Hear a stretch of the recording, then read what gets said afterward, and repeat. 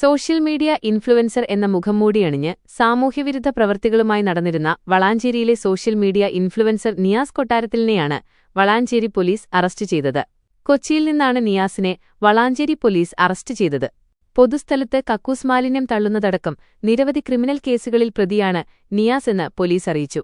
പൊതുജനാരോഗ്യത്തിനും പരിസര ശുചിത്വത്തിനും വെല്ലുവിളി സൃഷ്ടിച്ചു നടന്നിരുന്ന നിയാസിനെതിരെ നാട്ടുകാർ നിരവധി തവണ പരാതി നൽകിയിരുന്നു.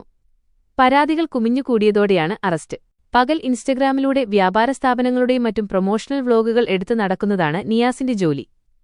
കൂടാതെ യുവത്വത്തെ ആകർഷിക്കുന്ന രീതിയിൽ നിരവധി റീലുകളും ക്രിയേറ്റ് ചെയ്ത് പോസ്റ്റ് ചെയ്യാറുണ്ട്.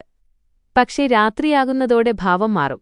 പിന്നീട് ജനവാസ കേന്ദ്രങ്ങളിലും റോഡുകളിലും കക്കൂസ് മാലിന്യം തള്ളുന്നതാണ് ഇയാളുടെ പണിയെന്ന് പോലീസ് പറഞ്ഞു. വളാഞ്ചേരി പോലീസ് സ്റ്റേഷനിലും മലപ്പുറം ജില്ലയിലെ വിവിധ സ്റ്റേഷനുകളിലുമായി ഇയാൾക്കെതിരെ ഒന്നിലധികം കേസുകളുണ്ട്.